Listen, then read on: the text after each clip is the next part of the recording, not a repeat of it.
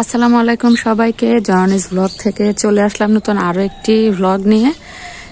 এটা হচ্ছে আমার ননদের বাড়ি, আর আমার একটা মাত্র ননদ। ওনাদের বিশাল বাড়ি।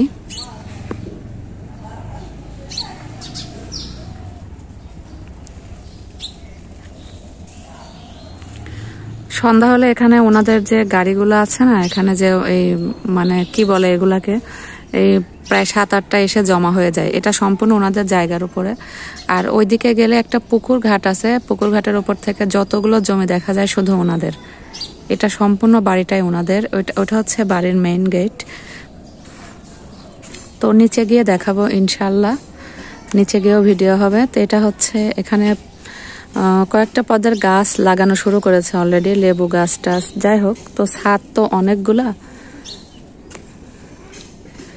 ছাদ হচ্ছে এটা এটা একতলার ছাদ, মানে কিছু কিছু ঘর করে আবার কিছু অংশ ছাদ রেখেছে গাছগাছালি পালার জন্য। ওইটা দোতলার ছাদ, আবার 3তলার ছাদ আছে। নিচ থেকে বাড়িটা দেখলে আরো ভাল লাগে।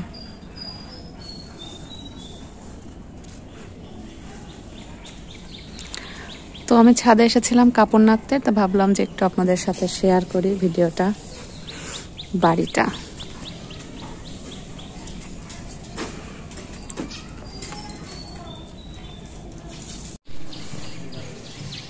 আপা নিজে হাতে শুটকি মানে তৈরি করেছে। এটা হচ্ছে টাকি মাছের শুটকি। তো আমার শ্বশুর শাশুড়ি আমেরিকা থাকে, ওনারা দেশে আসলে নিজে হাতে শুটকি করে আমেরিকাতে আমার ভাসুরদের জন্য নিয়ে যায়, আবার আমাদেরকেও দিয়ে যায়। তো এটা হচ্ছে টাকি শুটকি।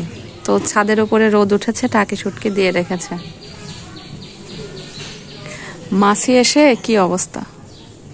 সন্ধ্যা হয়ে এসেছে, আপা রান্না করছিল। তো আমি রান্নাঘরে গিয়ে দেখি আপা আমাদের জন্য পিঠা বানাচ্ছে। আর এটা হচ্ছে পুলি পিঠা। পুলি পিঠা আমার খুব ভালো লাগে। তো আমরা তো একটু ছোট সাইজের পুলি পিঠা খাই, কিন্তু আপাকে দেখলাম অনেক বড় সাইজের পিঠা বানাতে। এটাও খুব টেস্টি ও মজাদার। আসলে আমার এই পুলি পিঠা, তেলের পিঠা এগুলো খেতে খুব ভালো লাগে। আর খড়ির চুলায় যেহেতু বানানো, আমার মনে হয় আরো স্বাদ হয়। তো আপা বেশ মজা করে পিঠাগুলো বানালো, আমিও সাথে আপাকে হেল্প করলাম। আর নরমালি নারকেল আমার খুবই পছন্দ, আর যেখানে নারকেল দিয়ে পিঠা বানানো সেখানে তো আমার মানে খাওয়ার চাহিদাটা একটু বেশি। এই পিঠার মধ্যে নারকেলের পুর দিতে হয়, তাহলে তো আমার কাছে একেবারে জমে যাবে।